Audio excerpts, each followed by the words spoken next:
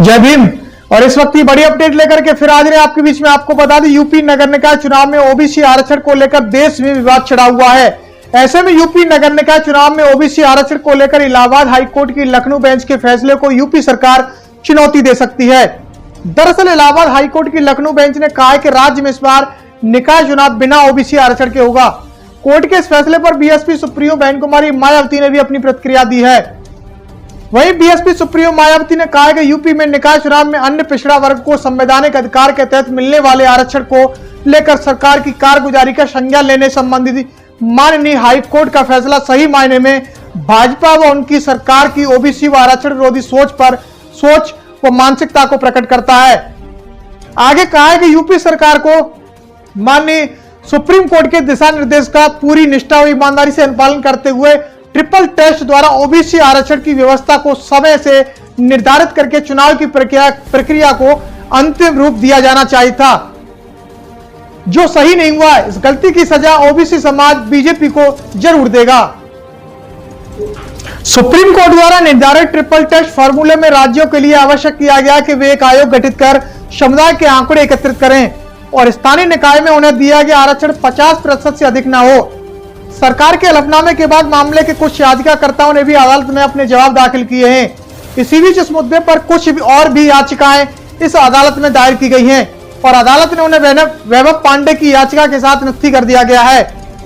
Allahabad high court की तरफ से आरक्षण के बिना ही निकाय चुनाव जो है उत्तर प्रदेश में होने वाले उनको करवा दिया जाना चाहिए। जिन सीटों पर ओबीसी आरक्षण की बात कही है उन सीटों पर भी चुनाव है वह करवा दिया जाना चाहिए, ऐसा इलाहाबाद हाईकोर्ट की लखनऊ बेंच के द्वारा स्टेटमेंट आया है। उसके बाद बीजेपी पार्टी पर समाजवादी पार्टी और बहुजन समाज पार्टी जमकर निशाना साध रही है। बीजेपी को आरक्षण विरोधी करार दिया गया है। बहुजन समाज पार्टी और समाजवादी पार्टी और तमाम राजनीतिक पार्टियों ने इलाहाबाद हाईकोर्ट बेंच के आदेश पर अपनी प्रतिक्रिया दी है। इसके बाद बीजेपी पर जमकर निशाना साधा जा रहा है। वहीं अब बात करें तो भारतीय जनता पार्टी ओबीसी आरक्षण को लेकर दोनों तरफ झुकी हुई है।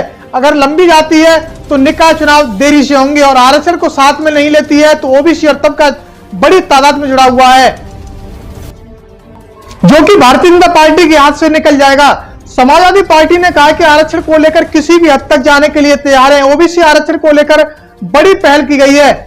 ओबीसी आरक्षण को लेकर बहुजन समाज पार्टी की तरफ से यह बड़ी बात सामने निकल करके आ रही है। इससे जुड़े हुए नेताओं को बहुजन समाज पार्टी की राष्ट्रीय अध्यक्ष बहन कुमारी मायावती जी ने अपने आवास पर उनसे बातचीत करने के लिए एक बैठक बुलाई है और ओबीसी आरक्षण को लेकर आवश्यक कदम उठाए जा सकते हैं। बहुजन समाज पार्टी की राष्ट्रीय अध्यक्ष बहन कुमारी मायावती ओबीसी आरक्षण पर चर्चा करेंगी, यह बड़ी बात हम आपको बता रहे हैं।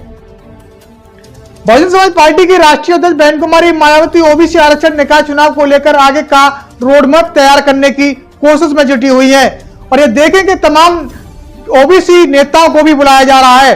अब सबसे बड़ी बात यह है कि ओबीसी आरक्षण को लेकर बीएसपी सुप्रीमो बहन कुमारी मायावती किस प्रकार का कदम उठा सकती है।